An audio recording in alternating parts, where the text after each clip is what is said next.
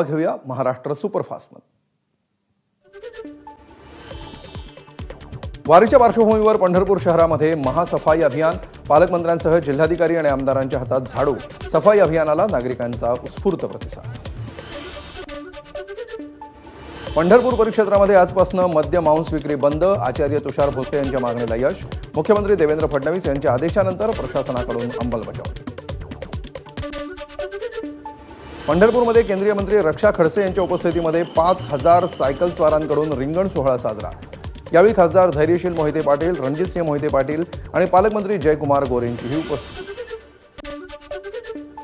संत मुक्ताईच्या पालखीचं बीड शहरामध्ये आगमन। मोठ्या उत्साहात भाविकांकडून पालखीचं स्वागत। बीड हे संत मुक्ताईंचं आजोळ असल्यामुळे संत मुक्ताईंची पालखी 2 दिवस बीडमध्ये मुक्काम। निवृत्तीनाथांच्या पालखीचं ठिकठिकाणी उत्साहात स्वागत। आज निवृत्तीनाथांची पालखी अहिल्यानगर शहरात पोहोचणार। पालखी राहुरी तालुक्यामध्ये मार्गक्रमण करताना मोठ्या उत्साहात वारकऱ्यांचं स्वागत। सरलाबेट देवस्थानच्या सद्गुरू गंगागिरी महाराजांच्या पालखीचं पंढरपूरकडे प्रस्थान। श्रीरामपूर शहरामध्ये पालखीचं आगमन होताच विविध ठिकाणी वारकऱ्यांवर फुलांची उधळण करत स्वागत। गोव्याचे मुख्यमंत्री प्रमोद सावंत पंढरपूरला जाणाऱ्या वारीमध्ये सहभागी। आमोणा ते पंढरपूर वारीमध्ये किमान 2000 गोव्यातील भाविकांसोबत प्रमोद सावंत वारीत सहभागी। यवतमाळ जिल्ह्यातून आषाढीच्या पार्श्वभूमीवर 250 बसेसचं नियोजन। जिल्ह्यातील 12 ते 15,000 भाविक पंढरपूरला जाण्याची शक्यता। 2 जुलैपासून प्रत्येक आगारातून बस सेवा सुरू होणार। रायगडच्या पालकमंत्रीपदावरून शिवसेना विरुद्ध राष्ट्रवादी वाद चव्हाट्यावर। सुनील तटकरेंची सर्व आघोरी विद्या बाहेर काढणार। शिवसेना आमदार महेंद्र दळवींचा इशारा। तटकरेंनी आम्हाला डावपेच चिकवू नयेत, आम्ही स्वाभिमानी आहोत, आमदार महेंद्र दळवींचं वक्तव्य। तर तटकरेंनी सबुरीनं गरिबांना न्याय द्यावा आणि पालकमंत्रीपदासाठी मोठं मन करावं असाही टोला।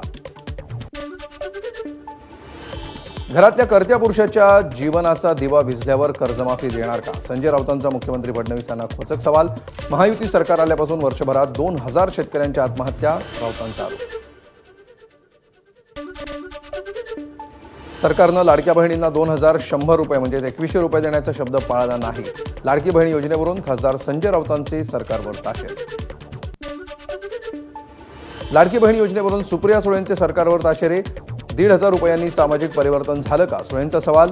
तर महिलांना स्वतःच्या पायावर उभं करण्यासाठी सरकारनं प्रयत्न केले पाहिजेत, सुळेंचं विधान।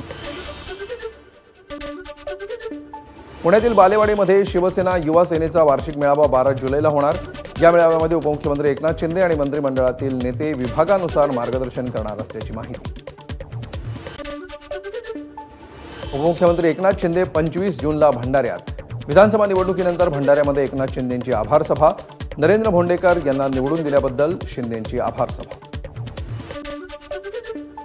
धाराशिवच्या महात्मा बसवेश्वर पतसंस्था निवडणुकीत ठाकरेंच्या शिवसेनेला धक्का। ठाकरेंच्या शिवसेनेचे सगळेच उमेदवार पराभूत। शिंदेंच्या शिवसेनेचे सर्व 13 उमेदवार या निवडणुकीमध्ये मोठ्या फरकाने विजयी।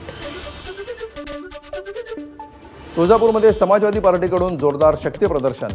मराठवाड्यातील पदाधिकाऱ्यांसोबत अबू आझमींनी साधला संवाद। स्थानिक स्वराज्य संस्थेवर कब्जा करणं हेच माझं स्वप्न, अबू आझमींचं वक्तव्य। नाशिकच्या रामशेज किल्ल्यावर गड संवर्धन मोहिमेअंतर्गत स्वच्छता मोहिमेचं आयोजन। खासदार निलेश लंके, भास्कर भगरे आणि जयंत पाटील यांचा मोहिमेत सहभाग। या निमित्तानं लंके आणि भगरेंचा किल्ल्याच्या पायथ्याशी असलेला एका शाळेत मुक्काम।